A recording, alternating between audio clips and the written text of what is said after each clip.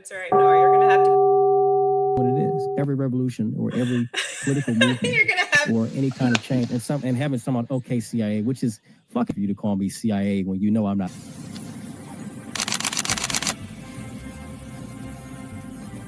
Everything was politicized. It was, oh, this is when we became the left versus the right.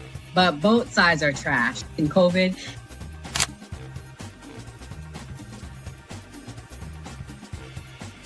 his own thing. So it seems to be that money's the issue, that like we're using money and that's how politics is being pushed. Because now we've seen what someone does when they use their own money and it doesn't seem to be a solution. So I feel like we take money out of politics, we'll have a much better political system.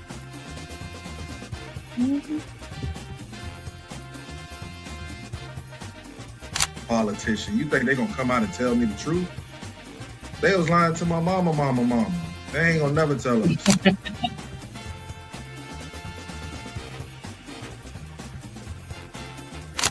So everybody, we look at certain things just because, oh, this happens in the hood or we see this every day. All the way up. These people were speaking truth. King, we could talk X, we could talk it all. They were speaking truth.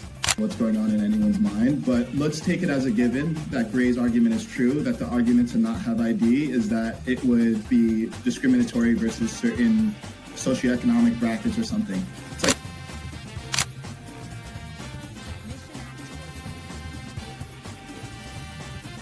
like the world's greatest trial run of what people will do and what people won't do. And we are the only country on the planet that really fought against the government. A lot of it,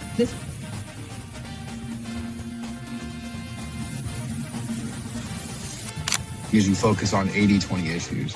I'm looking at the Epstein issue as we have 80% of the information we need to prosecute these people that actually did anything, but you're focusing on the 20% trying to take down Donald Trump, which you're never going to get. So I'm going to keep sitting here with a smug-ass face on every single day. I'll explain.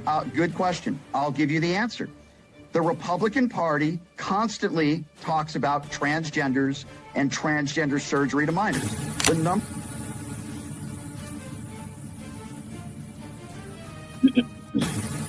I'm mostly on the left, ideologically, but I don't associate with the Democrats because they're not ideologically on the left. The Democrats are clowns, and they're also losers.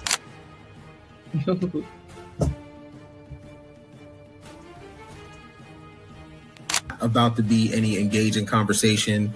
It's not about to be any discourse about different political ideologies, what works and what doesn't. If that is the outcome, right? For example, I'm not gonna go and just put myself in the middle of a KKK rally. Verify me. I'm not fucking fed. They always do this. I'll say this, right? But they did the same thing to Nick. We've seen the video. They'll call people who are genuine and authentic feds because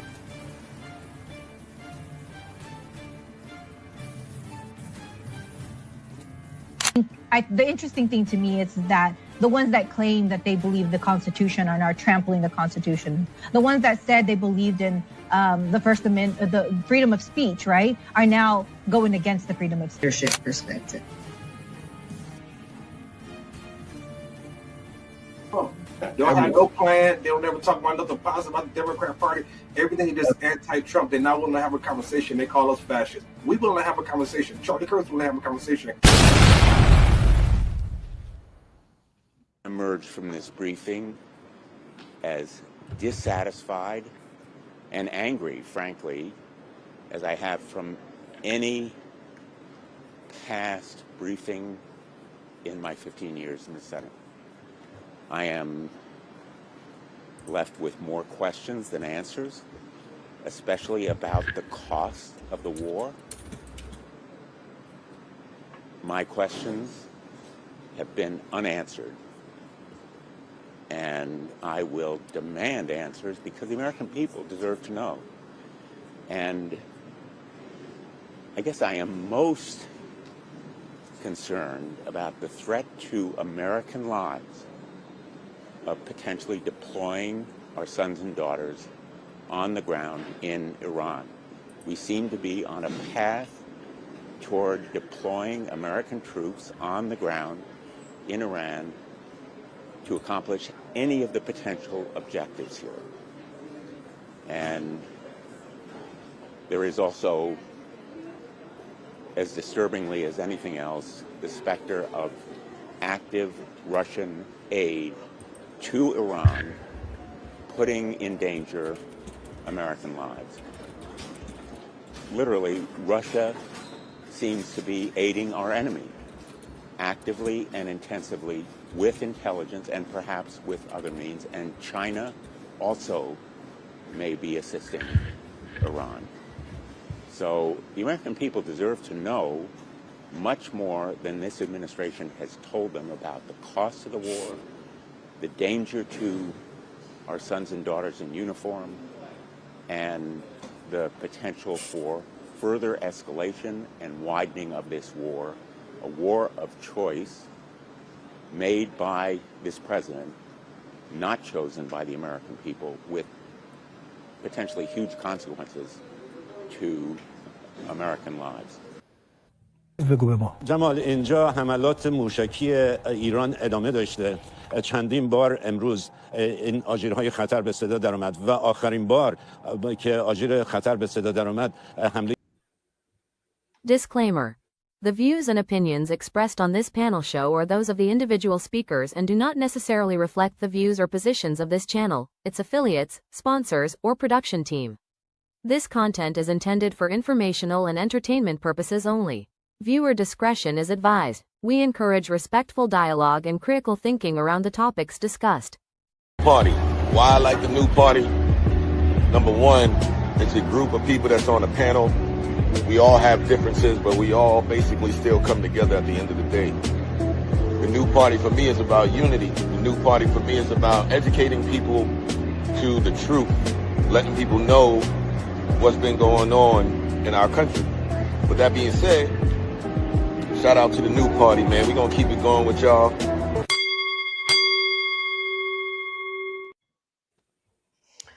Welcome to the new party. I'm Nora Christine. I'm Gray Mar. It's Mia. I'm Kim. And I'm the Ratchet Christian. And we have a very, very special guest. The Ratchet Christian is here. So round of applause. She is comedian extraordinaire. She does conservative content. So definitely check her out. We will allow her, once we build up the room, to tell us about where to find her. But for now, guys, we have 4 ladies on the panel that covers political content. This is the only place you can find this on all of YouTube. Enzo must be running late from his stream, but he will be coming. So guys, hit that like button.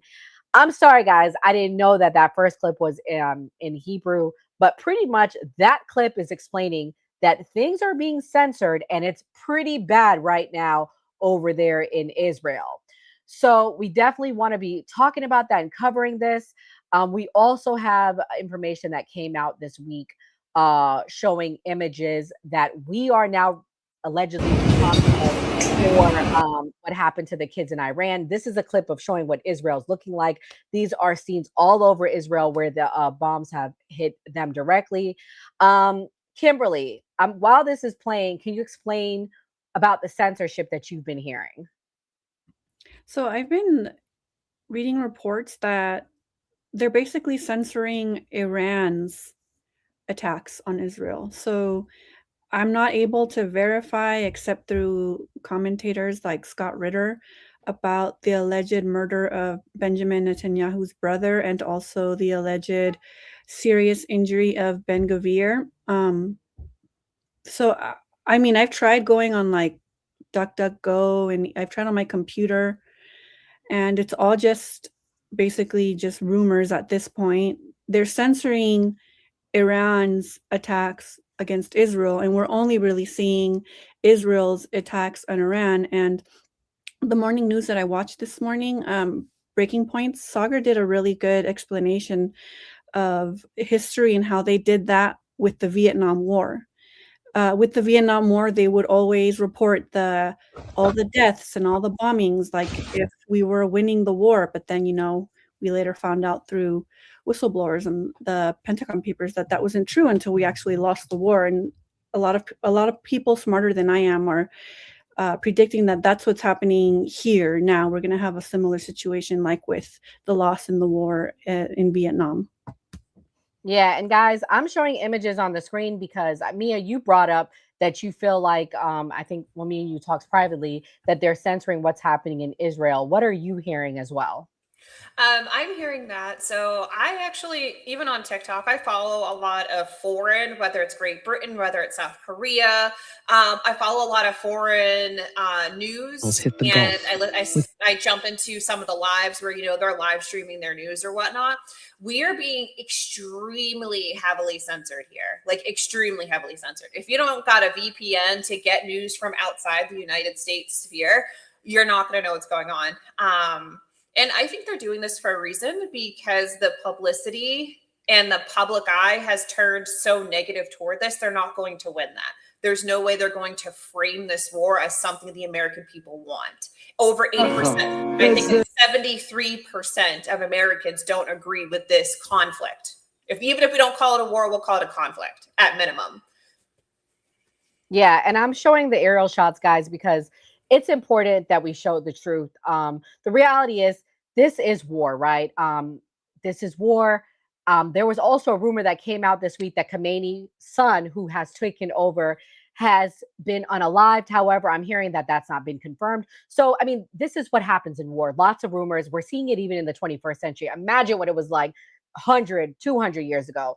But I'm seeing images come out of Iran, and Iran looks okay. Let's play it. A quick break for a coffee along the way. We've been driving for several hours. There's a couple of things that we've noticed.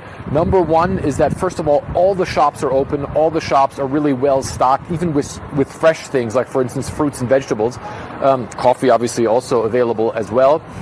And then also the gas stations. There's no long lines as gas stations. Fuel seems readily available, and you just don't see any sort of degree of panic anywhere.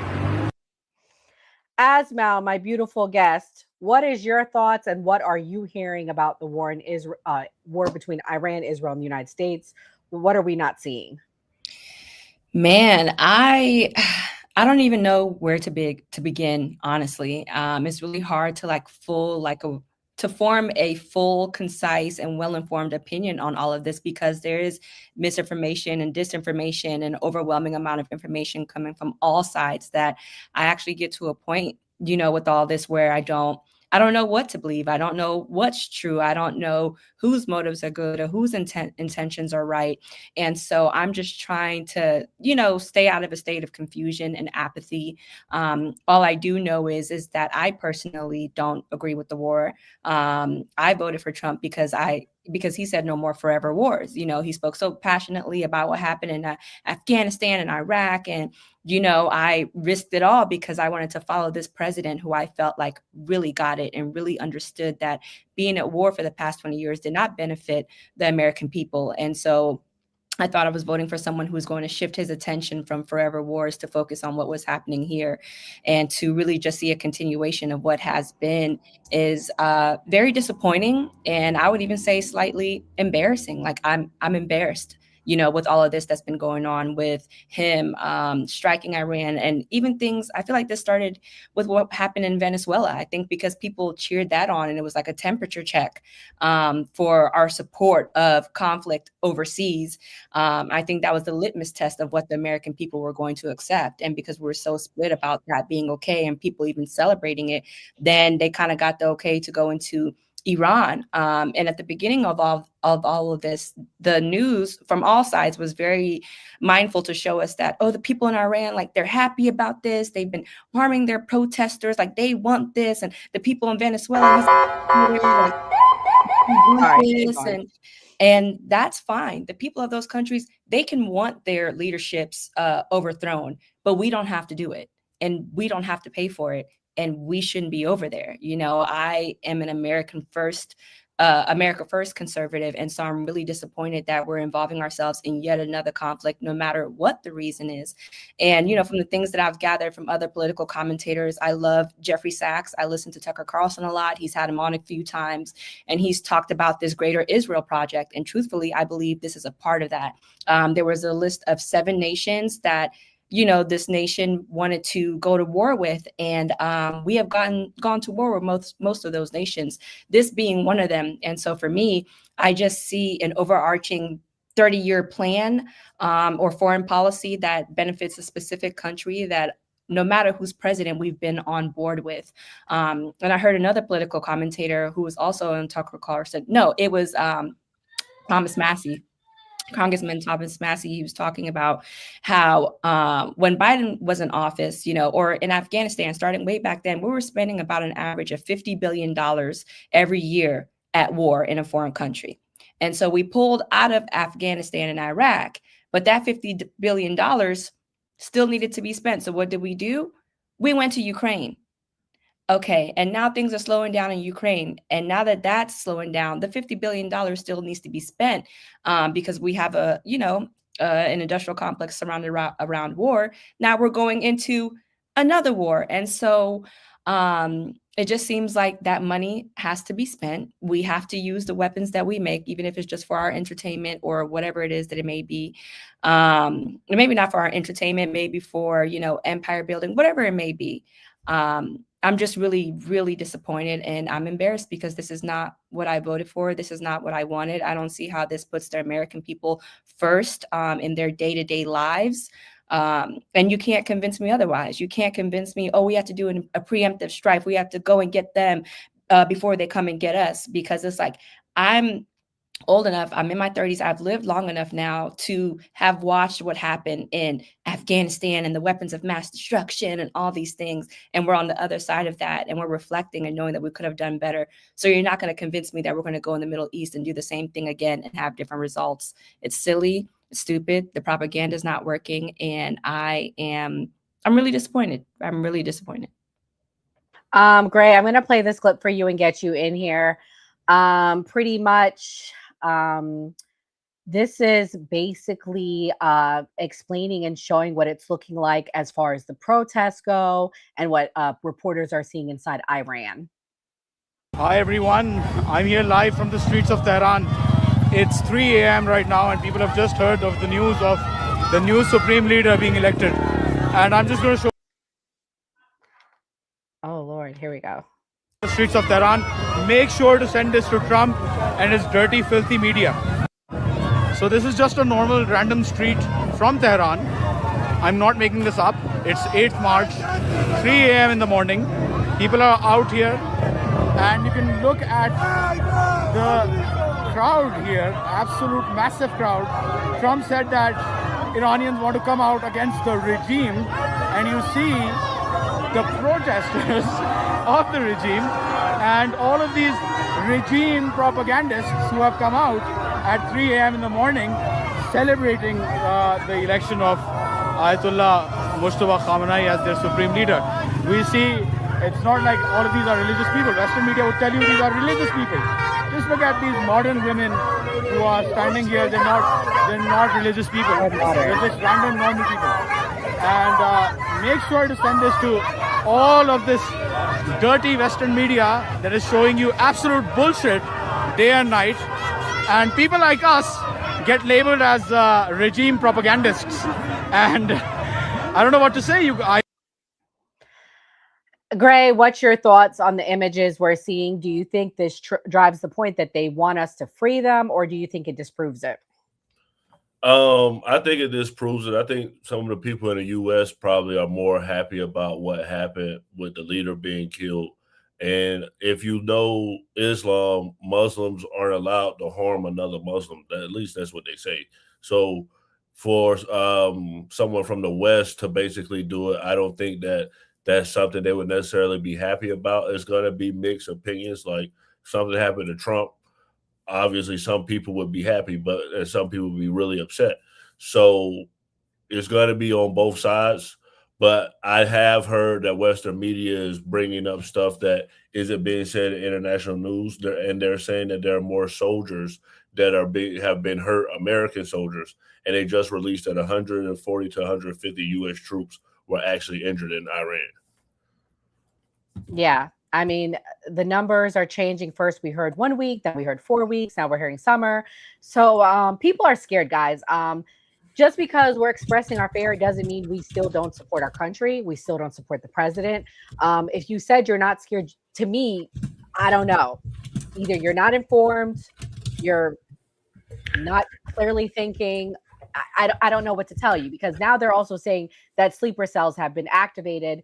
But leading up to this, we found out something regarding a rumor that MAGA and conservatives disavowed and said wasn't true.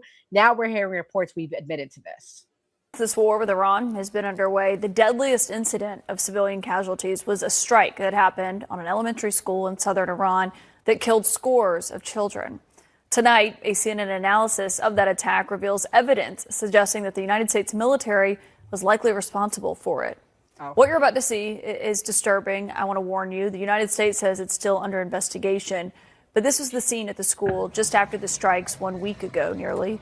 CNN has not independently confirmed the death toll, but Iranian health officials and state media believe that at least 168 children and 14 teachers were killed. Our analysis, which is based on satellite imagery, geolocated videos, and the assessment of munitions experts, suggests that the school was hit around the same time that an attack that American forces had launched on a neighboring Iranian naval base. This new satellite image shows several Revolutionary Guard buildings near the all-girls school. You can see how close they are. In red, you can see the craters at the center of the structures, including the school, and what experts say look like precision strikes. A wall, marked by that dotted line there, is all that separates the school and this base. When asked about the strike this week multiple times during multiple different press briefings, this is what Trump administration officials have told reporters. Did the United States airstrike a girls' elementary school and kill 175 people? Not that we know of, Sean, and the Department of War is investigating this matter, and I would just tell you very strongly, the United States of America does not target civilians, unlike the rogue Iranian regime that targets civilians, that kills children, that has killed thousands of their own people in the past several weeks, and uses propaganda quite effectively, and unfortunately, many people in this room have fallen for that propaganda. Can you give us an update on what the administration knows, what you know now about the reported strike on a girls' school in southern Iran on Saturday? All I can say is that we're investigating that. We, of course, never target civilian targets, but we're taking a look and investigating that. Now, the internet blackout in Iran has made it very difficult for our teams to examine weapons fragments that are left at the scene for further evidence of responsibility. Reuters reports, though, that U.S. military investigators also believe it is likely U.S. forces were behind that strike.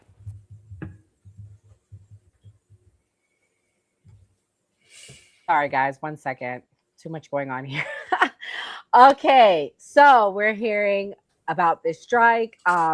Kimberly, initially, Xavier, who is a big MAGA content creator, made a video. We actually played it.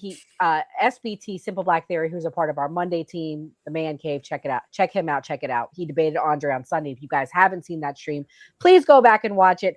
Highly entertaining. It was on Black Fatigue, but nevertheless. He said that this wasn't true, that it's a rumor. And then I'm also hearing that there was a Iranian base next door. What is your response to MAGA and people? I don't even want to loop in Americans. What is your response to the American government saying the reason why this happened was because there was a base next door? Because again, we got to stop with the left-right rhetoric, guys.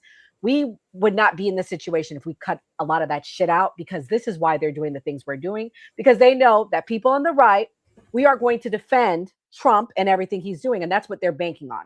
So without removing that rhetoric, I got to remind myself, what is your response to the government? Yeah, they're trying to justify the human shields, right? To justify murder, they're using the same excuse as human shields. I would expect nothing less from the United States government and the military.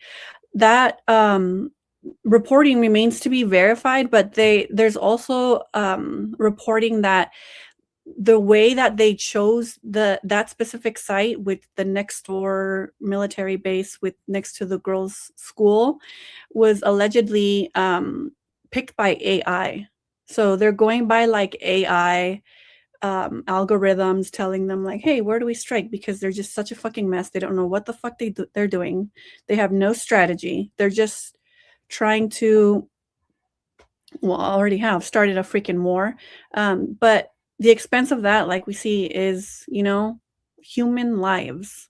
So that's what we get out of it. They're going to kill children. They're going to kill people. And also, by the way, they're over there claiming they're going to bring democracy to Iran. You're going to turn those people who you're trying to save against you. You're killing them. You're killing their children. You're killing their families.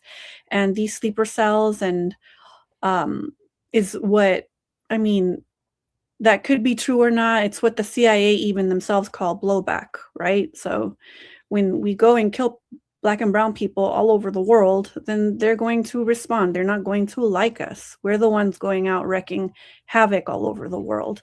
Now at the behest of Israel, to bounce back off of what the Ratchet Christian was talking about, the clean break strategy. Iran is the last country off of the 7 countries that they've been attacking over the last 30 years. At what expense? At our expense, at the expense of the middle class. It's expensive. It's what makes us less safe.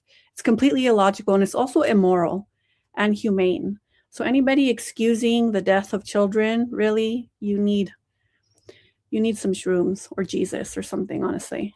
I pray for you. Yeah. So we're going to play a couple more clips, guys, and then we're going to go into the draft topic. I see that that's a very hot topic that everyone is concerned about. This is what they're saying regarding the new leader. Let's watch.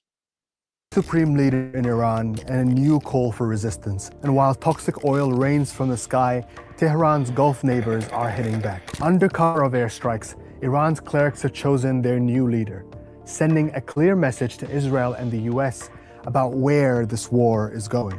Ayatollah Sayyid Mujtaba Hosseini Khamenei Hafazahullah Ta'ala ra. We continue to resist as long as it takes. Our dignity is not for sale.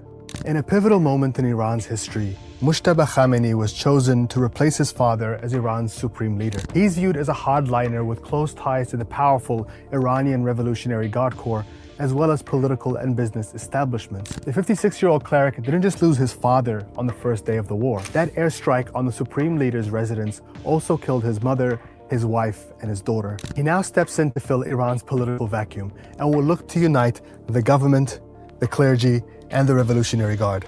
All 3 have already pledged their support. The Supreme Leader is the most powerful political and religious figure in the country, with direct control over Iran's army and its IRGC. The decision to pick him to succeed his father signals hardliners are now in control. It signals continuity and defiance, and there's already been threats from some US lawmakers. Senator Lindsey Graham tweeted that it was a matter of time before he meets the same fate as that of his father. Meanwhile, on the ground, Iran is facing a growing environmental disaster. This black smoke you're seeing, it's oil mixed with rainwater after Israeli strikes hit energy infrastructure for the first time. Fuel depots, refineries, and petrochemical facilities were hit, igniting massive fires across Tehran and other industrial regions. Millions of people in the capital are now struggling with toxic air and rain, posing serious health risks. Iran's attacks on its Gulf neighbors have continued, as have the casualties. Yesterday, 2 people were killed in Saudi Arabia when an intercepted missile landed on a residential building. Another 2 people were killed in Kuwait. On Sunday, the Arab League met to condemn Iran's attacks, saying they've kept out of the war so far, though there are signs that could change. The United Arab Emirates released this footage showing its air force downing 2 Iranian drones that entered its territory. But perhaps the most concerning development to Gulf nations was a strike that damaged a water desalination plant in Bahrain. It came a day after an attack on Iran's Qashm desalination plant. The Gulf is one of the most arid regions on Earth, and smaller nations like Bahrain, Qatar, and Kuwait could run out of drinking water within weeks if their plants are destroyed. أنه لا يؤسفنا ما تعرضت له بلادنا العزيزة والدول العربية والشقيقة والدول الصديقة من اعتداءات غير مسبوقة لا يمكن تبريرها تحت أي ذريعة من قبل إيران. In Israel, Iranian strikes appear to be more frequent and are causing destruction in central areas, including in Tel Aviv. Israeli officials have been saying Iran's missile capability has been degraded, but the IRGC says it can continue for another 6 months at the same pace. There also appears to have been an underestimation of Hezbollah's capabilities in Lebanon, with waves of rocket and drone launches, including an attack on a So Ratchet, what's your thoughts? Do the people of Iran want us to save them? Yes or no? No. I mean, this is classic regime change war. I've seen it in my lifetime. They're pretty much following the same playbook. You know, how is America coming to bring freedom to your country when it's not even listening to its own citizens? What do we have to offer a country when our own government is not listening to us or providing the things that we need and prioritizing our needs with our own money?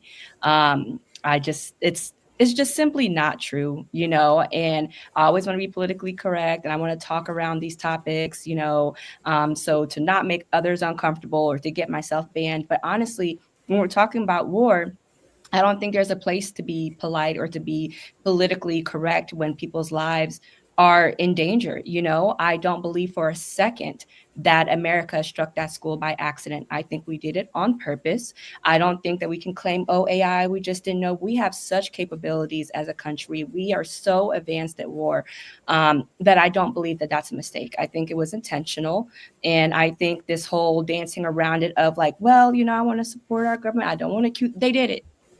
And we're capable of doing something like that, and we would do something like that. I think we've crossed many lines when it comes to war, and we have no lines that we won't cross when it comes to war, especially when it comes down to protecting women and children. We're not doing that here.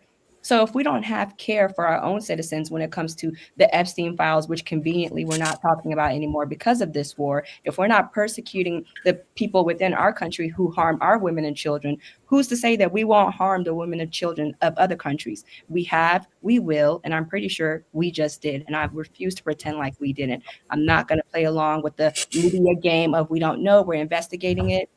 I think it was intentional.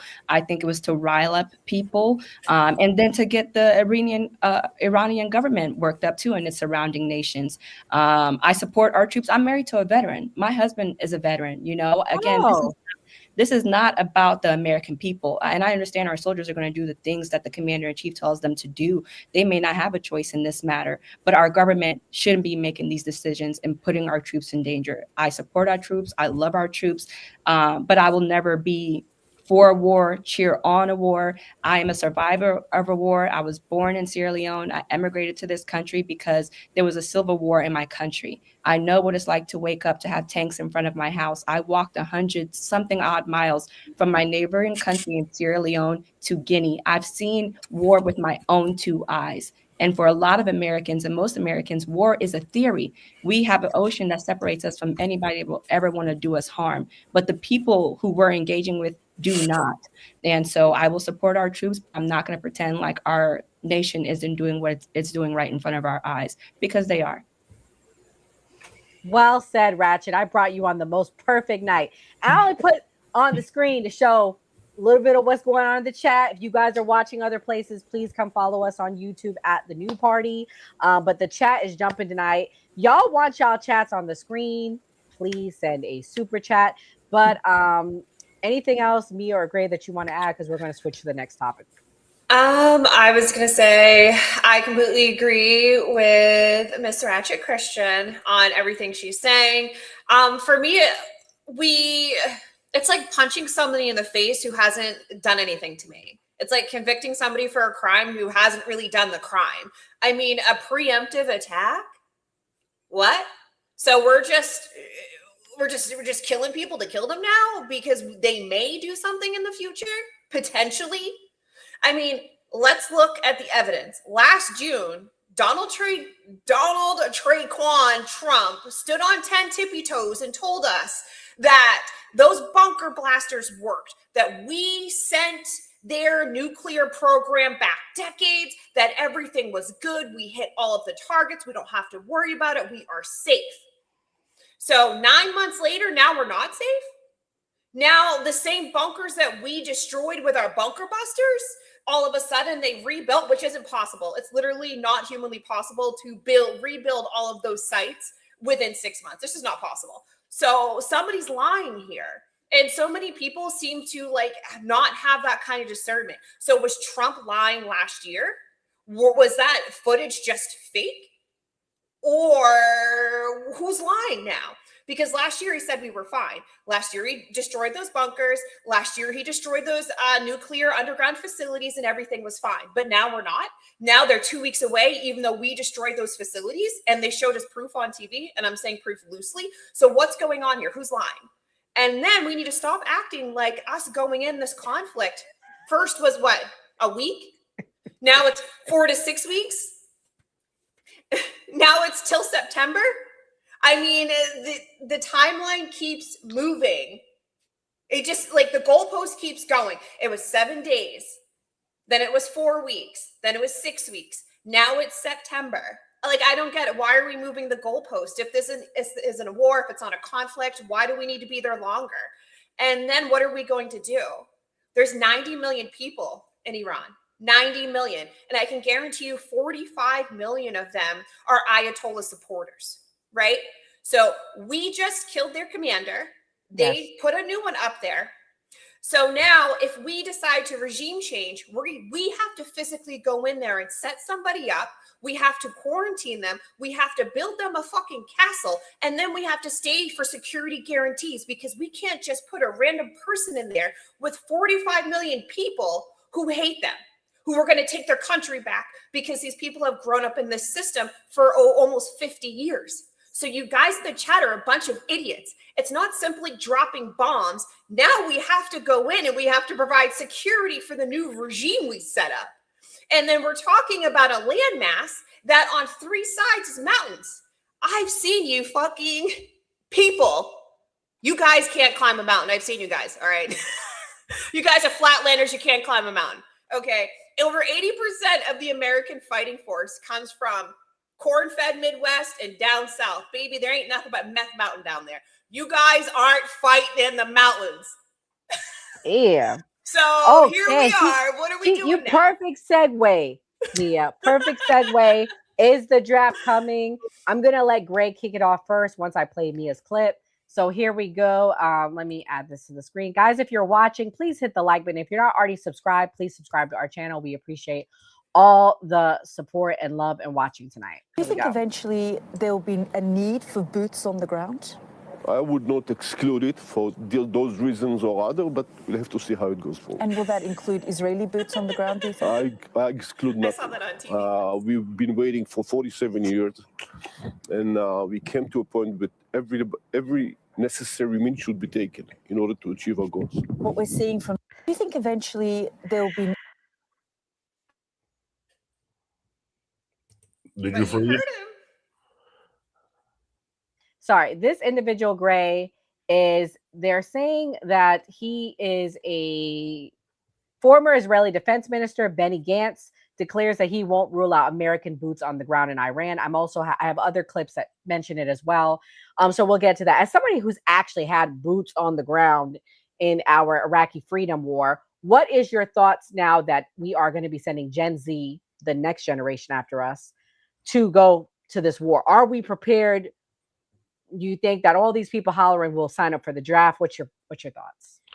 Well, I remember, I don't know if they still do this now, when I turned 18, that you had to like fill out a form, like basically saying that you're qualifying to be drafted. I was already going to the military, but I do specifically remember doing that.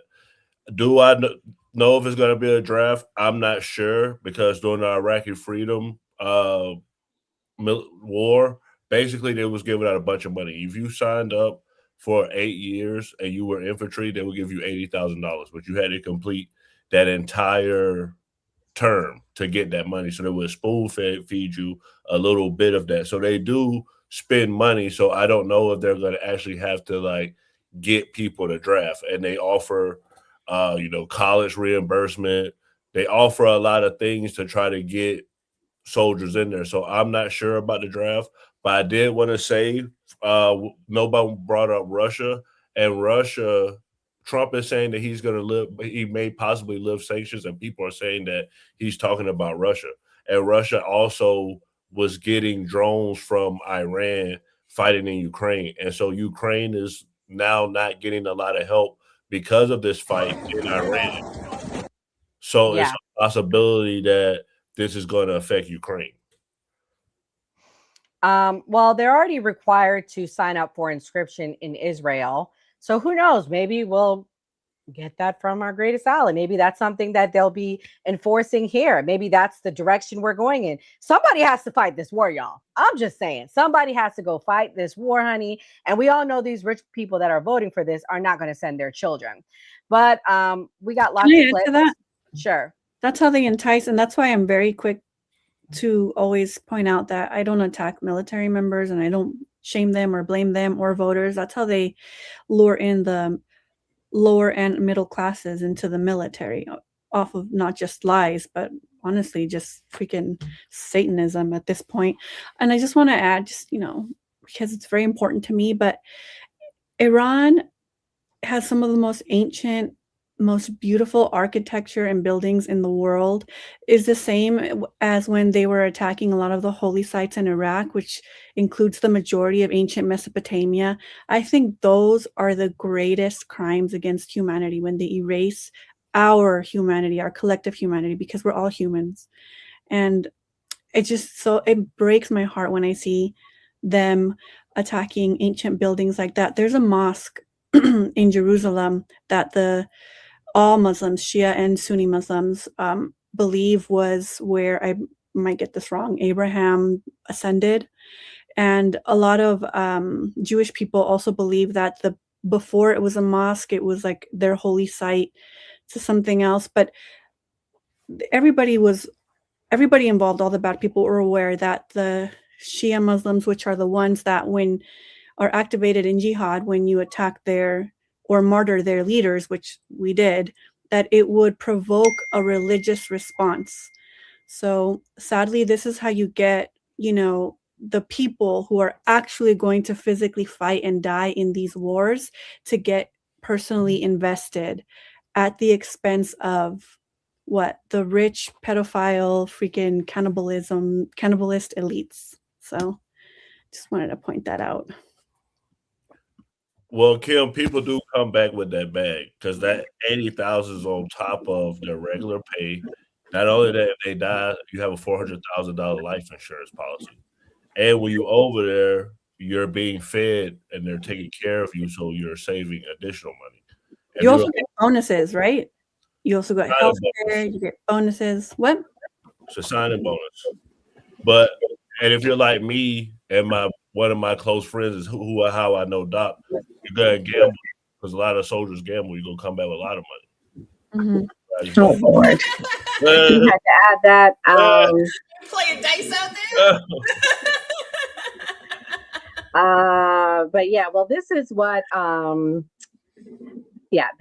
they're saying about the draft. This is the press secretary, what she had to say. Out there are worried that we're going to have a draft, that they're going to see their sons get in and daughters get involved in this.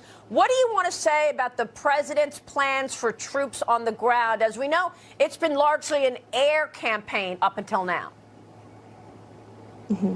It has been, and it will continue to be, and President Trump wisely does not remove options off of the table. I know a lot of politicians like to do that quickly, but the president, as commander-in-chief, wants to continue to assess the success of this military operation. It's not part of the current plan right now, but the president, again, wisely keeps his options on the table. So guys, before I let somebody else go, while we have everybody in the chat, please come back tomorrow night. We will be having Mika, Pop Culture Mika, on tomorrow night. She was a part of Anton Daniel's team, so she will be coming to give her opinion. Also, this Sunday, we are hosting another debate. We will actually be talking about the rise of anti-Semitism with Gen Z, I mean. Enzo will be debating with someone that he works with on his team. I don't know the person's name. I think he's a mod for Opinionated Girl. So that Opinionated Girl, everyone probably knows who she is. We'll be debating Andre. Andre will be explaining why he doesn't think anti-Semitism is on the rise and explaining his position. So I see y'all are definitely in the chat feisty about that. So I had to add that in there. Ratchet, what is your thoughts on this draft, honey? Who's going to go fight? We asked the two young men, love Enzo, but he came with his friend. We asked both of them last week. We said, y'all are young. Are y'all willing to go sign up? They said, one of them said, it was honest. He said, look, I can't sign up. I got too many problems, honey. Enzo said, look, I don't have to sign up to support the war. So this is the opinionated with Gen Z. They don't want no parts, or they don't want to sign up. What do you think? Well, I think that this is Israel's war, so they should fight it. Like I said, no holds barred. I'm not going to be politically correct. This is not our war.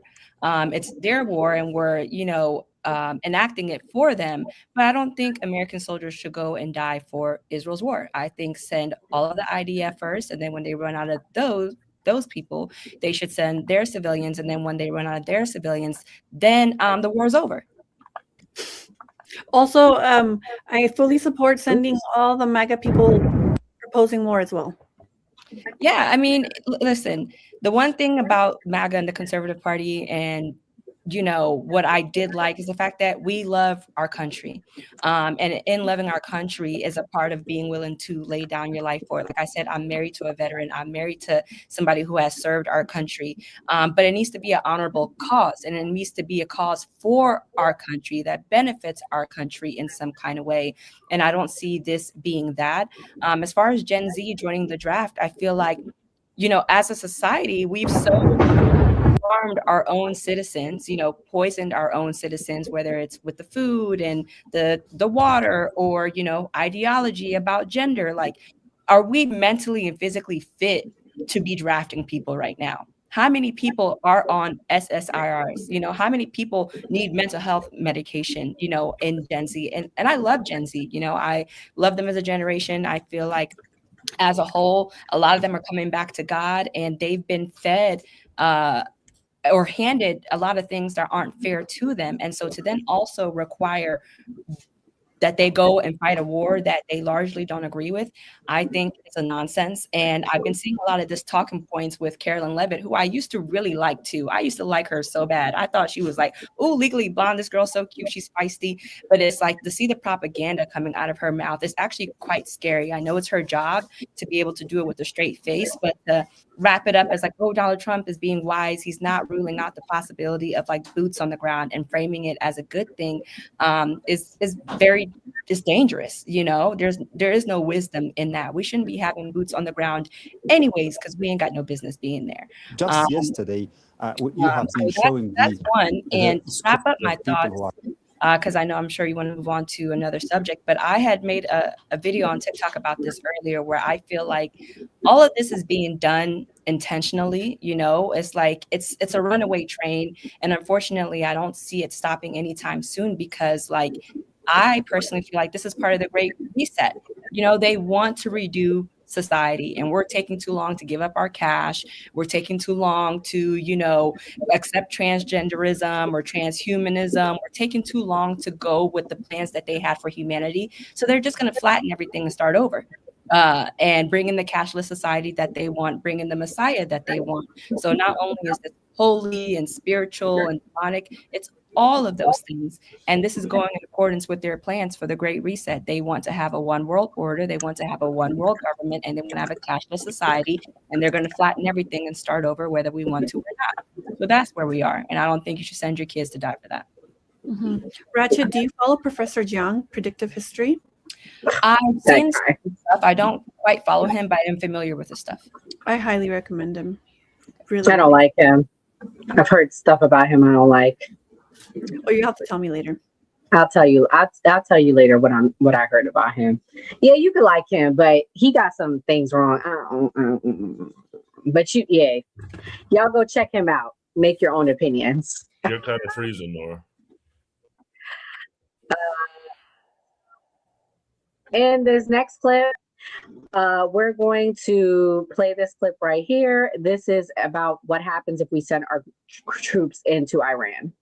Is planning to send ground forces into Iran, and I will explain why this might be a catastrophic mistake, because Iran is not like Iraq, it is built like a fortress. Let's start with the west and southwestern side. Iran's entire western edge is protected by the Zagros mountain range. This mountain range stretches along the border with Iraq and reaches toward Turkey. The terrain here is rocky, high and brutal. It is not just mountains, it is endless choke points, narrow passes and perfect ambush territory. We have already seen what happens here when in 1980, Iraq invaded Iran. Iraq had a clear plan. It wanted to capture the oil-rich province of Khuzestan and then push deeper to crush Iran's revolution. Iraq had tanks, manpower, and support. But for years, the war got stuck. Iraqi forces reached the flatter areas near Khuzestan, but crossing the Zagros and moving toward Iran's core was a nightmare. And as a result, after 8 years, the war ended without a result. That is what the Zagros does. It slows down armies until they bleed. Now look to the north. Along the Caspian side sits the Alborz Mountains, another natural wall. These mountains make ground invasion from the northern side extremely difficult. So Iran is protected from 2 directions by mountain barriers. But even if a foreign army somehow crosses the coastline, fights through the mountains and enters Iran's interior, the geography becomes hostile again. Iran has massive desert regions, like the Lut Desert, which is known for extreme heat, as temperatures here can reach up to 70 degrees. This is not a terrain where large armies can move easily.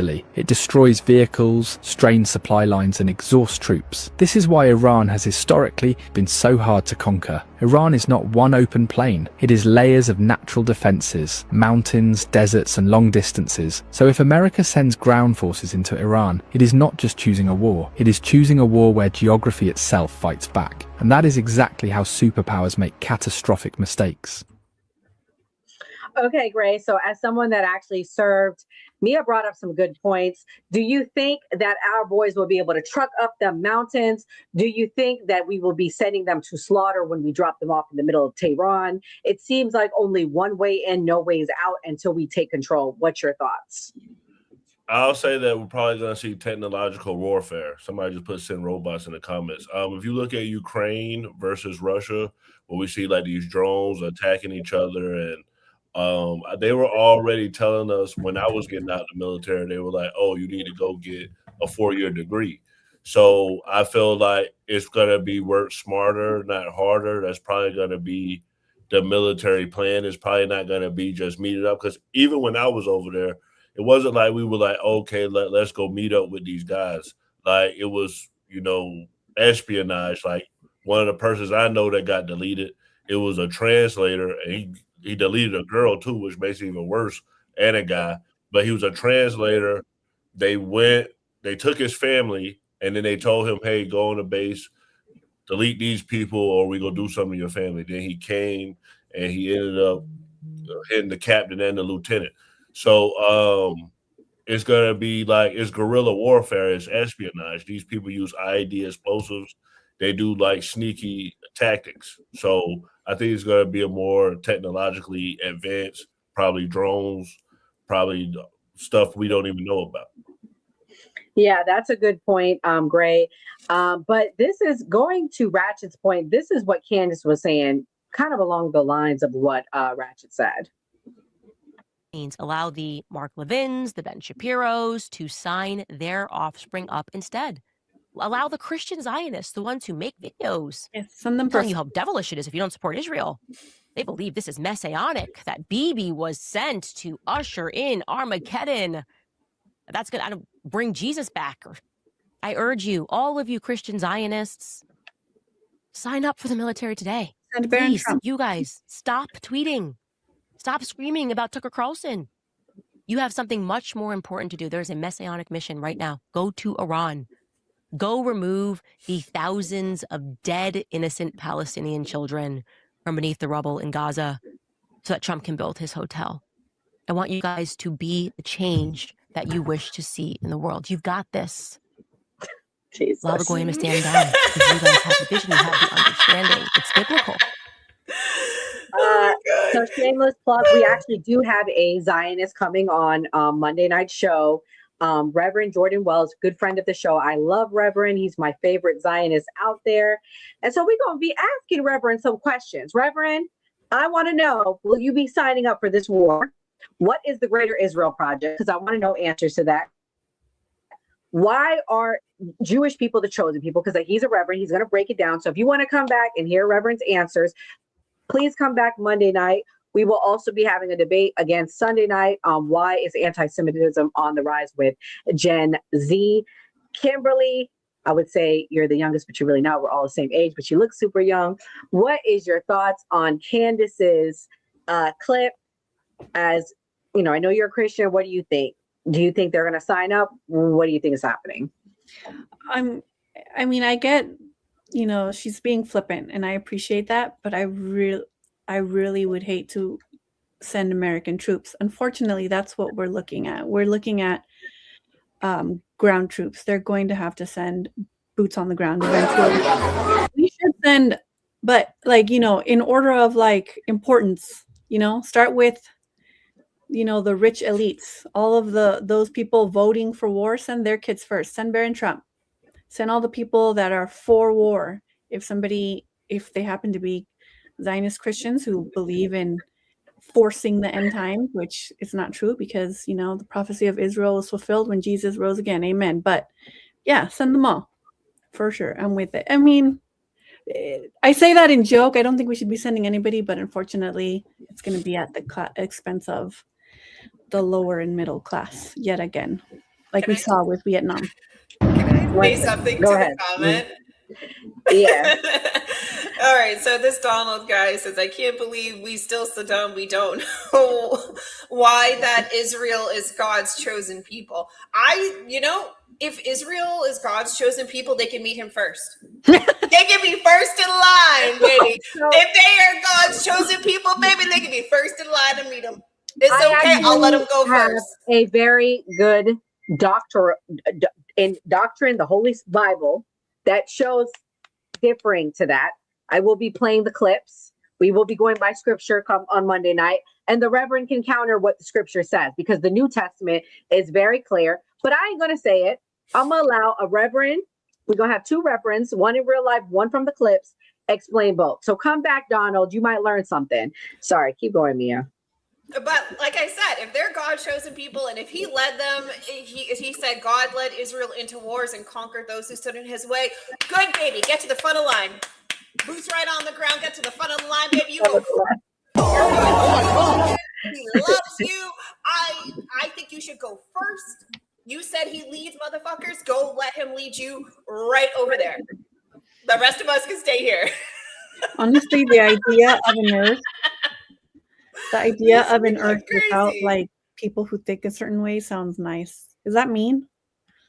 But I mean, it seems nice.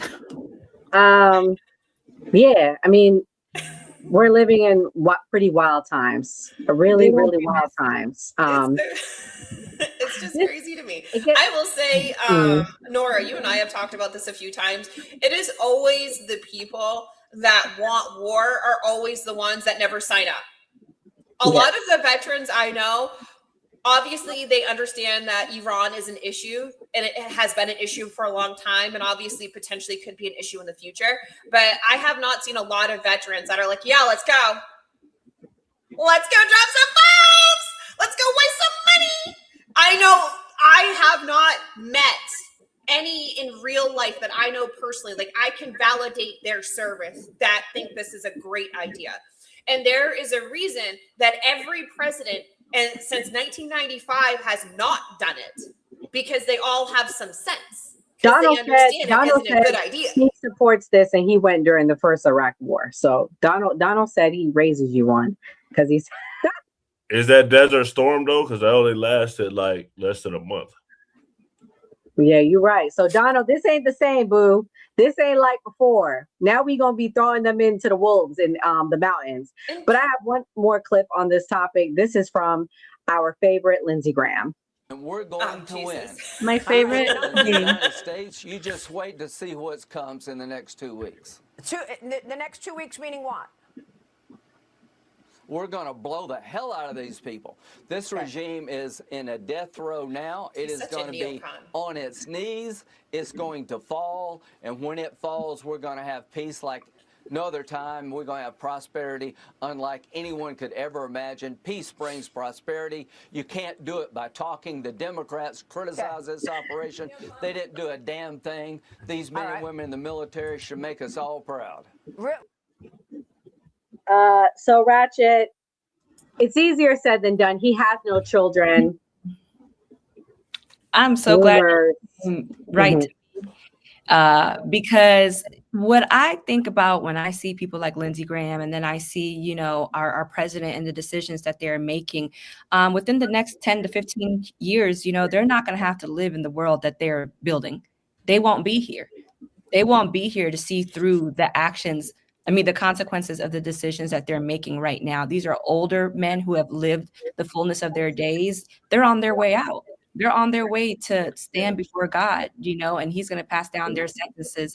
And to me, it's layered in that it's sad and that they and that they're closer to the end of their lives than most of us are. And they're not worried about having to stand in front of God and answering for the decisions that they're making right now. But also these men are making decisions and building a world that they're not going to really live to see. We're going to, by God's grace, live to see that. Our children are going to live to see that, but they're on their way out. So to me, it just kind of seems like they're trashing the place before they go. If you got to move out of an apartment and you leaving, instead of leaving nicely, they're just dumping the whole place. They've gotten to enjoy the spoils of war. War used to make sense for their generation because we would go destroy other nations and enrich ourselves. We've done that all over the world, that now there is no enrichment. We've ravaged so many other countries that it's like we don't really gain that much from war. So when he's talking about peace comes first and then prosperity, for what? We could prosper if we keep our billions of dollars here and focus on what it is that we have going on. There have been talks about invading Iran for the past 30 years, and for 30 years, they have not done anything to our nation. And so the fact that, it has to be done now, I feel like it's because these men know that they're leaving this earth. They're on the way out. And this generation that's coming up behind them, we don't want war. We don't need to meddle in the affairs of the Middle East. We don't need to destabilize the world and be the world bullies. We don't need to do regime change. We don't have to destabilize other countries to remain number one. And not only that, too, we're trying to destabilize the Persian Empire, mind you. Okay? That was here before the United States, and I'm sure we'll still be there after the United States. We're going on. Mia has this gripe with she said it's always the boomers that's doing this It's shit. always the boomers. It is always the boomers. It's always them. They are the populists. Y'all are about to go stand in front of God. The time is winding down on you. Okay, you need to make better choices. But I also, to even tie in Charlie Kirk, this whole generation, our sentiments have been changing. And I feel like the urgency in what they're doing right now and wanting to finish this greater Israel project that they've started 30 years ago is because they know that everybody who started it is dying. The younger generation has no interest in continuing this nonsense because it hasn't proven to be beneficial to our country. They're not selling it to us well. They're trying to convince us that we should go and die for their war one last time before they die. It's not working. So I would like to add, though, that this fight with Israel and Iran and Persia, Iran, aka in the Bible, if you read your Bible, it says Persia, has been going on for generations, centuries. And to her point, Iran has always come on top, y'all. Y'all need to go do y'all research, y'all history. There's a reason why they are one of the oldest civilizations. I don't know who's in Trump's ear. I really don't. I'm going to play this last clip. This is Kimberly's favorite person. Whole favorite person, Nick Fuentes, in the whole world. And this is what he's starting to grow on me. He said he wants unity, so I'm good with that. Here we go. If a single person is killed in a terrorist attack, that is the fault of Donald Trump and Israel. Period. Sorry. If a single person is killed in a terrorist attack, that is the fault of Donald Trump and Israel. Period. Full stop. I don't even blame the terrorist as much.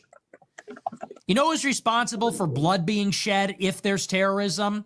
Number one, Donald Trump. Number two, Israel. Number three, the terrorist. And you want to know why? It's Donald Trump's job to put America first.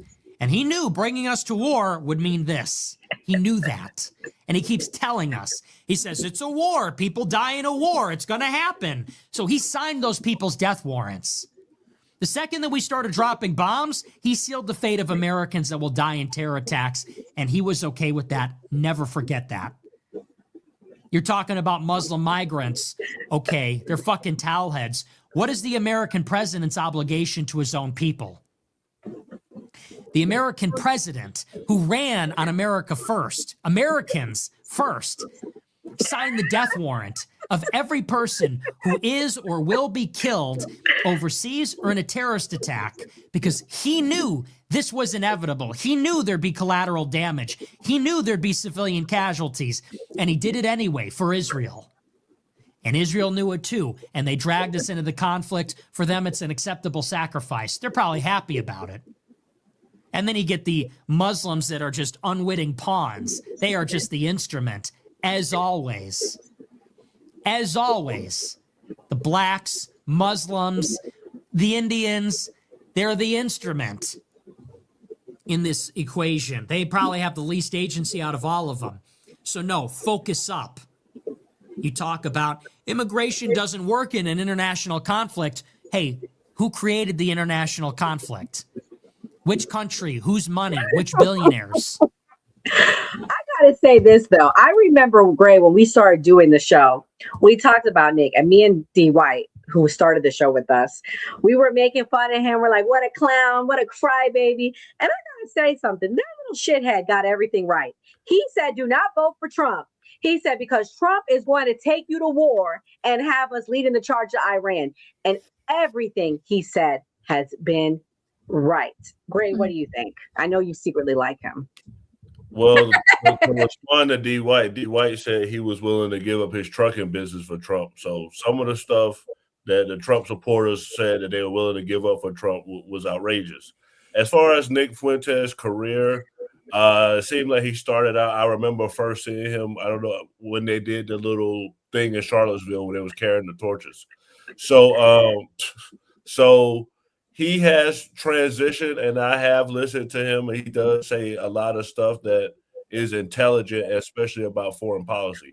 As far as him having a career in politics or even just commentating, he said so many racist things. I think that's just killed his whole image.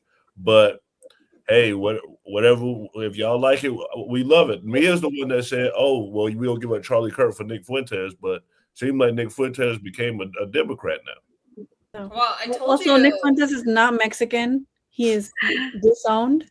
Nick Fuentes is not Mexican. He can drop his last name. Well, I told you, Nick, I called it after they killed Charlie. I said Nick Fuentes is going to rise up in the power vacuum and be the new voice. And he, outside of everybody I've seen, I would say he is the new voice, whether we like it or disagree. But if you look at the amount of people watching his streams and all of that stuff, and the just the sheer amount, I would say he won the power vacuum.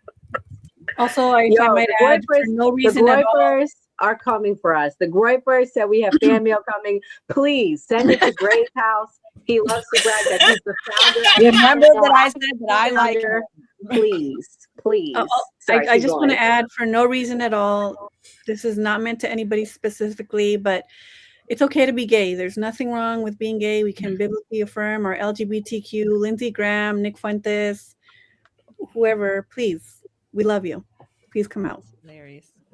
I think keep going. I'm sorry to cut you off, but I'm like, whether like you agree with his political views, one, I always respect people who are willing to speak their mind and speak it to the fullest, even if I don't agree. And then on top of that too, like the man's funny. He's funny. And whoever touched on there being a vacuum of leadership when they assassinated Charlie Kirk, it's absolutely that. America is looking for leadership, especially the younger generations. They're looking for somebody that they can follow and believe in. And in Charlie, they at least had somebody that they could control. And they didn't think beyond that, just like I feel like they're not thinking beyond Iran. Okay, we remove their leadership. Now what? Then what? And it's like no one really has an answer for then what, So as far as Nick Fuentes goes, he's Nick Fuentes, But let him be. Let him talk what he talks, and sometimes it'd be funny. I'm not even gonna lie. Yes, he's racist, but what's not hilarious about a Mexican white supremacist racist? It's like, come on now, the joke's right. Who's celibate for some reason or abstinent? And I love He's that. a good Catholic. Leave him alone on that. Okay. Listen, honey. To Catholics, there's no such thing as a good Catholic. They all sin and just do confessional and Hail Marys or whatever the Catholics do. They all sin. They just confess it to the Padre and get forgiven. Come on, none of them are good. America first, which I mean, he is. When he says America first, he stands by it. Like Marjorie Taylor Greene, they stand by it. That's called being principled. So I can respect him for that. Oh no, he's so good. So speaking of Mexicans, we're going to talk about the Cuba topic. Why should we care about Cuba? There was a coalition in Miami. Trump spoke on it. The next target appears to be Cuba. Here we go. Rubio is doing a great job. I think he's going to go down as the greatest Secretary of State in history. Look at what we've done as a presidency. Look at what we've done as an administration. They trust Marco, and so do the American people trust. He's been successful no matter where he's been. He also speaks the language, which is always nice and always helpful. But he's dealing, and it may be a friendly takeover. It may not be a friendly takeover. It wouldn't matter because they're down to, as they say, fumes. They have no energy. They have no money. They're in deep trouble on a humanitarian basis. And we don't want to see that, but they were very, very bad to a lot of people, as you know, and a lot of people living the Cuban-American vote, which I got at record levels. So, Mia, we done went from Greenland to Canada to Iran to Venezuela. To Venezuela to Iran. Now we're talking about Cuba. Does this benefit Americans, and is this America first? Don't forget Ecuador. We went there too, allegedly. Ecuador. We can't forget Ecuador.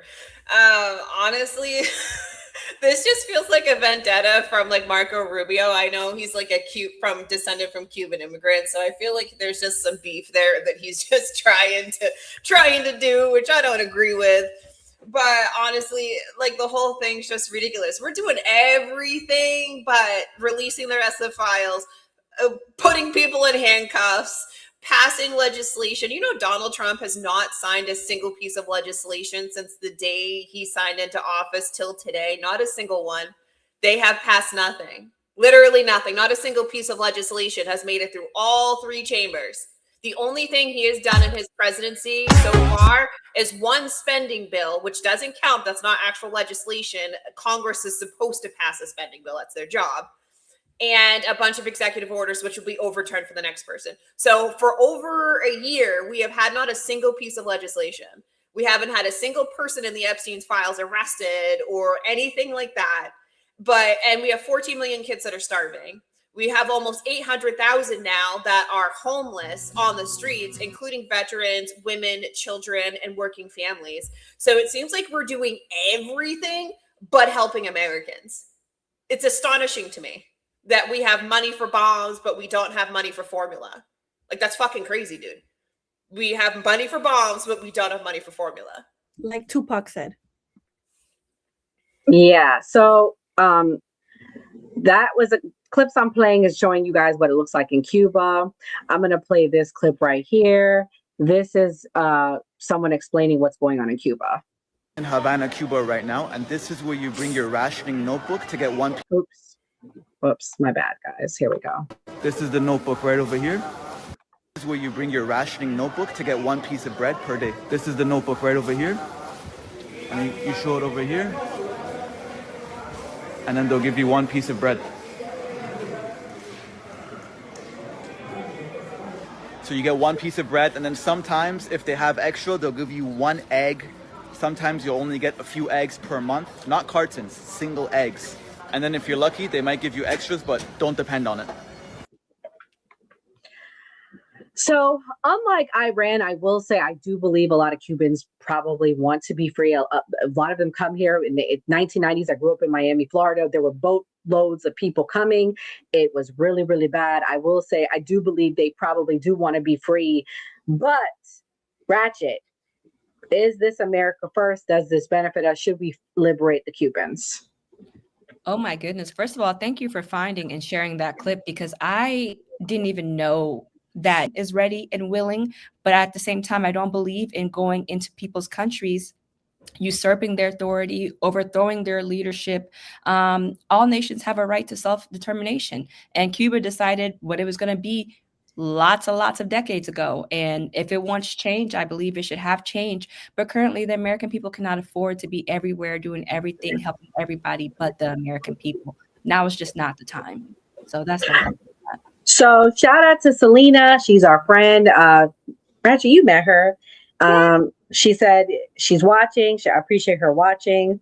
She said we should be watching for what the Marines are doing at the moment, specifically ones that are already staged. So that's good insight. We need to be my researchers on the team, Mia, Kimberly, go find what the Marines are doing. It's in the Marines. But this clip right here is for Gray. This is our future potential governor. This is what he had to say. Stance on Cuba. Oh, listen, I've long wanted regime change. We have a brutal dictator, murderous communist regime in Cuba. They have destroyed the liberty of the Cuban people for almost, definitely 2 generations. We're now going on the 3rd. They needed to go long ago. You think the president should be involved in that policy? First, knowing Donald Trump, he's involved in every policy. Just because one source said something doesn't make it so. Thanks. So Gray, what is your thoughts? Do you think as a Floridian that we should want to help Cuba for many reasons? I spoke to a Cuban American, actually, Mika, you can get her opinion tomorrow. We talked about this. Mika's actually Cuban, and she mentioned to me, she brings up some good points. Cuba is very close to Florida, which is very close to America. It's only 90 miles away from Key West. So the friend of my what's the thing you say, Mia? A friend of my friend is my enemy. So nevertheless, I don't know if you all know. Say it. Go ahead and say it. Oh my God. Now you put me on the spot. I can't think of it. The enemy of my enemy is my friend. My enemy is my friend. Nevertheless, I don't know if you guys know this, but they do military drills every year with Russia. Okay. Every year, Russia does these military drills 90 miles off the coast of the United States. So based on that and knowing what we know, what is your thoughts, Gray? Do you think we should help these people or keep them as an enemy? Well, we've been doing this with Cuba since JFK. It was the Bay of the Pigs when they tried to sneak the people in, and then the people got caught, and then they got arrested. And for me personally, my first Spanish teacher was Cuban. And I remember her telling me that she had to fly all the way somewhere else just to be able to fly back to Cuba. But if we talk about Obama had lifted a lot of stuff with Cuba. I remember, because we are in Florida, we have a lot of cruise ports. I remember people were excited because they were like, oh, we get to go on a cruise to Cuba, this and that. So we were normalizing relations. And then it was like sound waves or something they said hit some tourists or something. And then that's when Trump came in and then he pushed back on the progress that we have with Cuba. But Cuba's a communist country, to answer your question, and Russia's a communist country, but Russia and Cuba have had relations since Fidel Castro. And if we look at what was happening in Cuba before, it was the Italian mafia that had all their gambling and all their businesses there, and the government was corrupt. And that's why Fidel Castro was able to gain power, because Fidel Castro was the bastard son of a wealthy Spanish farm owner, and he was housed with Haitian immigrants and people that were poor. So he understood poor people, became a lawyer, and that's why you have all these Cubans coming here in an influx to America, specifically South Florida. Well, I'm going to have Kimberly react to this last clip, and then we'll go into closing thoughts. This is what this young man had to say about Cuba. Nelson Mandela of South Africa got out of prison. Guess which country was the first one he visited? Cuba. I knew that. Ooh. When COVID-19 was ravaging the entire world, which country was sending doctors to treat and assist patients? Cuba. Who provided refuge for Assata Shakur and Robert F. Williams, 2 revolutionary black leaders? Cuba. Who was willing to provide assistance to black folks during Hurricane Katrina when we were being treated like dogs? Cuba.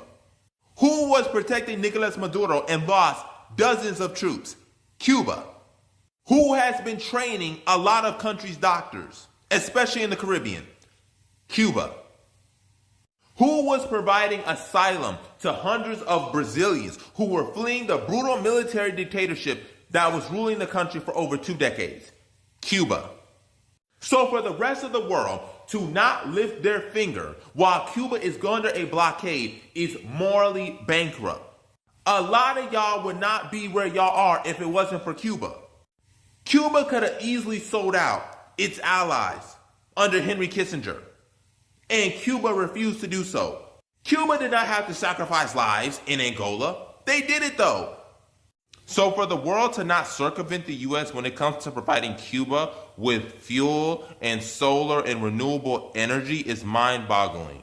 Because a lot of countries believe that if they just don't rock the boat, they're not going to get tariffs. The U.S. is going to find a way to tariff you. So why don't you actually push back and tell the U.S. there are consequences for their actions? So I just have to say, I want to tell a little quick story, and then I'll let Kimberly go. My family I'm half Jamaican. My family's Jamaican on my mother's side. They left Jamaica because of Cuba, because there were fears that communism was coming to Jamaica. So I don't know. People have this idea and this fantasy about communism. I'm just speaking from my own experience. It ain't what you want. And that's just what I wanted to add. But go ahead, Kimberly. What did you agree with in that video, and what did you disagree with, if anything? Yeah, so I'm not communist, and Cuba's not fully communist either. What was lifted from Cuba that helped momentarily the population of Cuba was the lifting of having them declared as sponsors of terrorism. There's been a blockade in Cuba for over 60 years. It's a collective punishment. The Lancet study that I've been citing ad nauseum says that since 1970, economic sanctions alone, which are a type of warfare, have killed over 38 million people. That includes people in Cuba. And my heart goes out to the people in Cuba. I'm not communist, but if we're going to let communism fail, let's lift the blockade on Cuba. Let communism fail on its own. Narco Rubio was trafficking drugs as a teenager with his brother-in-law, including exotic animals. His family actually left before the Cuban Revolution. So a lot of the Cuban diaspora, I have a lot of Cuban friends, saludos a mis amigos cubanos. A lot of the Cuban diaspora here in the United States are going to be more conservative. You know, it'd be similar to like if right now during the Trump administration, you get a lot of liberals exiting, and a lot of the expat liberals are going to be talking shit about the United States, right? So Trump put back in the declaration of Cuba as a sponsor of terrorism. The United States is the biggest sponsor of terrorism in the world by far.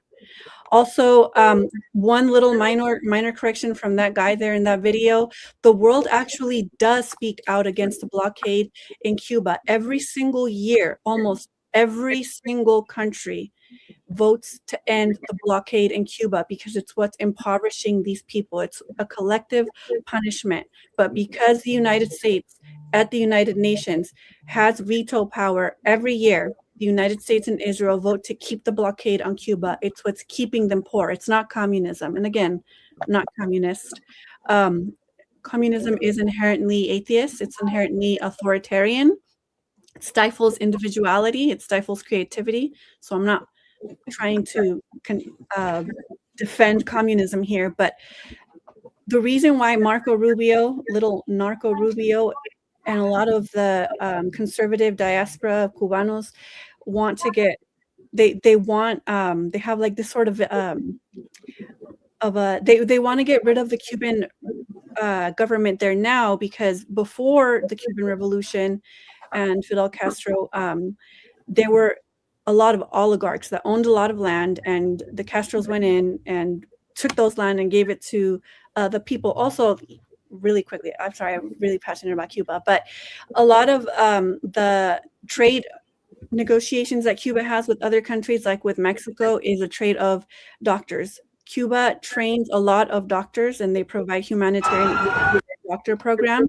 And that's why Mexico was able to, or at least through their agreement, to provide oil to the population of Cuba, which again helps the people of Cuba. And I have my cousin, he's one of my closest cousins. He went to Cuba like 5 years ago, and he told me it was the saddest thing he has ever seen. And I need everybody to understand that Cuba is the way it is because they have had a brutal blockade and sanction for over 60 years. I think it's the 63 years anniversary of the blockade in Cuba. And Code Pink, along with other organizations, is putting together this huge event, I believe, in Nevada on March 21st to stand up and speak up for the people of Cuba.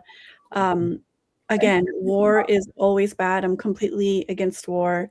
And we need to just honestly leave Cuba alone. It's why they went after Venezuela, because they knew Venezuela was providing a lot of the oil to that very, very poor island. That's a very good explanation, my little leftist on the panel. Guys, if you're watching, please hit that notification bell so you know when we go live.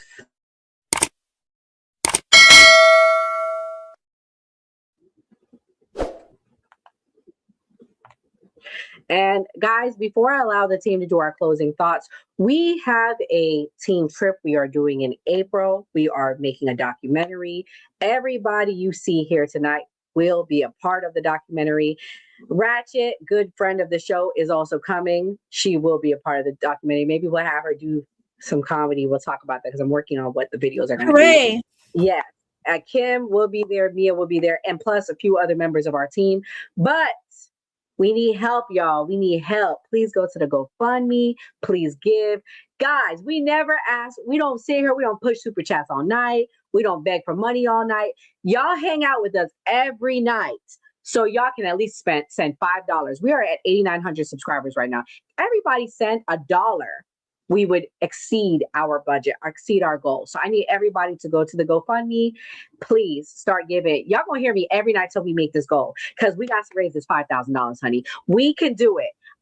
Y'all y'all see what gas prices are like. I want to cover everyone's rooms. We are covering everybody's food already. Please, I'm begging you. Me and Gray, we spend our own money week after week for 2 years now, where we barely made profit. I'll be open and honest with y'all. And we never ask for anything. Y'all can at least give $1 and support the team, because when the new party grows, Mia grows, Kimberly grows, Ratchet grows. Support the team, Enzo grows. I know a lot of y'all that are fans of Enzo's in the chat. We never ask for anything. If everyone gave $1, we could meet and exceed our goal. And our team, flights are expensive, guys. Like, seriously, I'm gonna start crying on here every night because y'all can at least give $1. Like, seriously, I will never ask for anything. Go ahead, Boo. If I can add to that, if you guys send $50, I'll send you a picture of my feet. Kimberly is gorge. Kimberly is gorge. We are working on big things for Kimberly and Mia. Really? Mia's been on Anton Daniel's show. Oh my God. She's, Kimberly, we're working on getting her on some leftist panels. So this is opening up doors for people on our team. And don't you want to say you were part of the team from the beginning, guys? Please, I'm begging you. But anyways, Kimberly, since you are willing to send the feet pics on behalf of the team, go ahead and go first. I will. I have really pretty feet. I have pretty hands and I have pretty feet. I really liked this episode. I wish Enzo was here just to hear him talk about how great Donald Trump is. There's absolutely nothing great about Donald Trump. Also, I'm thinking about getting chin filler because I like how this looks. Do you guys like that? My chin's still a little swollen on this side. I kind of like that. What he said about you? You're one of your fans. I knew there was something about it. What did he say? I don't. What about me? Oh, my feet. I don't know.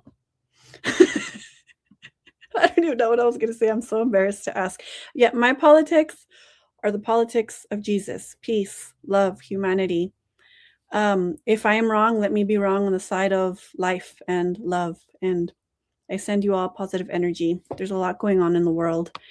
Send you all my thank you. Sorry, I got nervous. Okay. You're done, Kim? All right. I think so. Yeah. Mia, what's your closing thoughts? First and foremost, great episode, great topics. I'm glad everybody's here. It was nice to have, I guess I'll call it ladies' night plus Gray.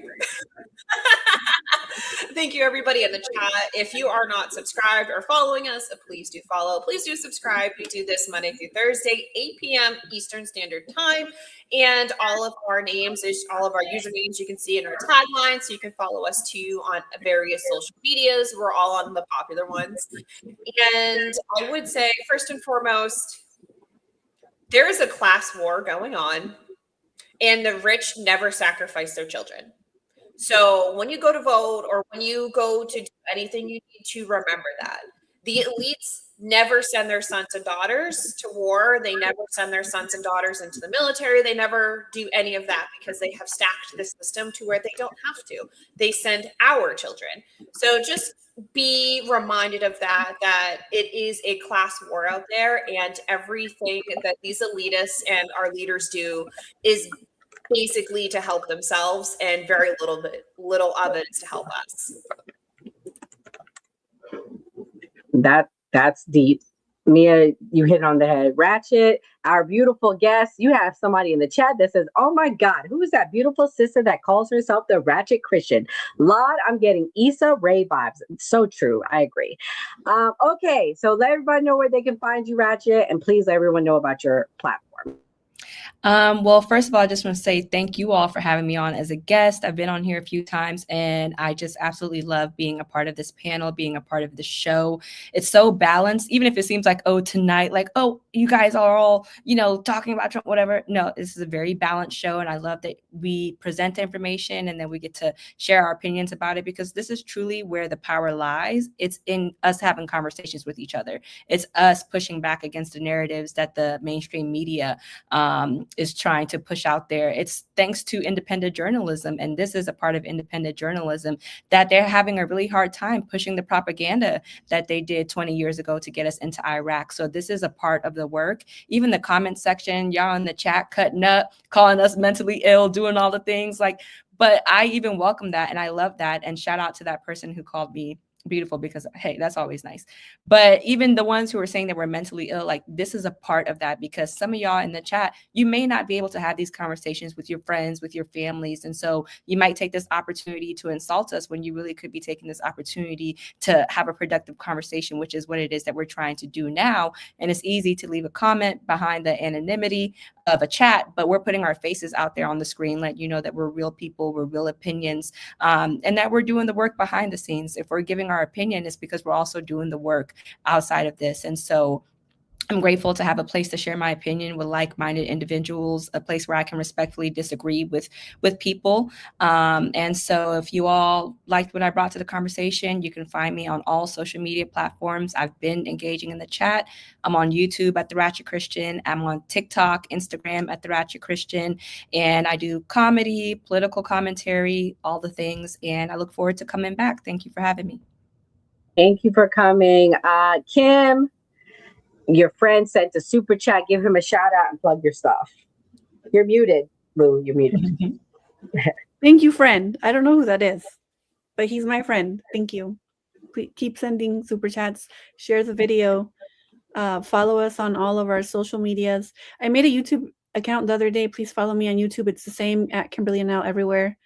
Thank you. We love super chats. We'll see you at the. Is there going to be audience in Florida or no? Yes, I will explain what we're doing after Gray goes. We'll see you in Florida, friend. Yeah, y'all go check out Kimberly's stuff. She is giving you that leftist opinion. She's funny. She makes joke skits. So go support her and support Ratchet if you want to laugh. Gray, what's your closing thoughts?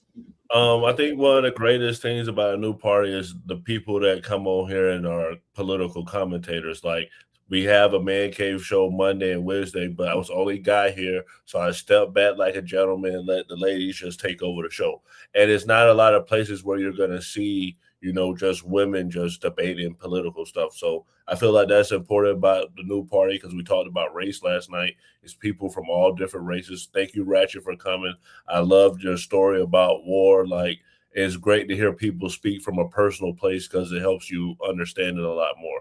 So we'll be back here tomorrow with Mika. I'll let Nora explain all of that. Like we always say on a new party, always vote.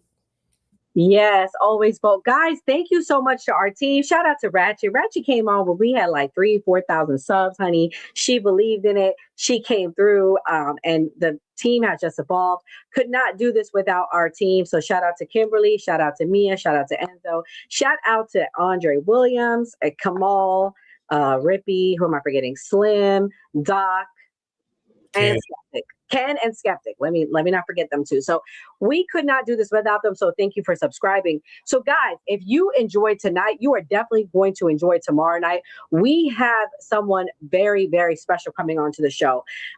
Mika, aka Mika Pop Culture Mika, will be coming on, aka now the Messy Conservative. So you definitely want to come and support her. Please, please, please come support her. She was on Tasha K recently, so she's been doing big things. So come back tomorrow. She will explain. We'll be talking about the culture war. We'll be talking about, did MAGA and Republicans lose the midterms before it even happened with this? So she'll be explaining why they have not. We also were on BBC together. You guys can go check that video out. We were interviewed by BBC Radio, so definitely go and support. But let's talk about this documentary real quick. Okay, this documentary real quick. We got a documentary coming in June. Okay, if you guys give money on our GoFundMe below, those of you that give money, you will be getting credited in our closing credits. Go to the GoFundMe right now. I need everybody to give $1. I know gas is expensive, but we really appreciate y'all. The team, we will be doing in real life content in a real studio. We will be interviewing the team. What does politics mean to you? We will be asking everybody about their story, their backstory. Why did they get into political content? Where do they see the future of America? So it's very, very important. Very, very important. Okay. Again, support us. We appreciate you. So yes, we will be in a professional studio making content for you, as well as having, camaraderie. You get to know us on a more personal level. Like Ratchet said, we are real people. So please support us. We got big things coming. Also, guys, Sunday night, we have a big, big, big debate. We have the moderator for Opinionated Girl coming to debate Andre on anti-Semitism and why it's rising among the youth. Andre will be saying why he doesn't think it is anti-Semitism to be critical, but they will be having people there defending and saying, hey, y'all are going a little bit too far with this. This is where we go into the anti-Semitic realm. So definitely, please come back. Please. Kimberly says she'll be watching it. So anyways, guys, have a good night. God bless. Stay safe. Before we wrap, I want to take a quick moment to talk about how you can support the new party. We are an independent media platform. No corporate backers, no political handlers, just a collection of voices representing all American viewpoints, especially the stories they don't want you talking about. I'm disgusted with our government, and it doesn't matter which party you're talking about. I'm disgusted. We are watching an active genocide. I don't know how else to put it. There are thousands of people getting killed every day. This is the first time in history that an American cardinal has ever been elevated to pope. It is legitimately make America great again. Yeah. Like, they're fighting for illegal immigrants, not immigrants. Illegal. Like, and they burning the flag and shit. Like I always say, it was a great episode. I'm happy with the wins that Donald Trump's. Like you heard Nora Skeptic say, we're going to keep bringing like different types of content and things that we know people want to see. And like we always say on the New Party, always vote. If you believe Americans can still have civil discourse, even in these polarizing times, we need your help to stay independent and keep growing. You can support us by donating to our GoFundMe page, becoming a channel member, sending a super chat, or grabbing merch from the New Party store. Every donation goes directly toward growing the channel promotion and our upcoming documentary. And as a thank you, donors will receive an exclusive copy of the documentary 1 week before it premieres. Who is the New Party? We're you, your voice, your stories, your America. We can only do this together. So if you're able, please donate and help us get the message out.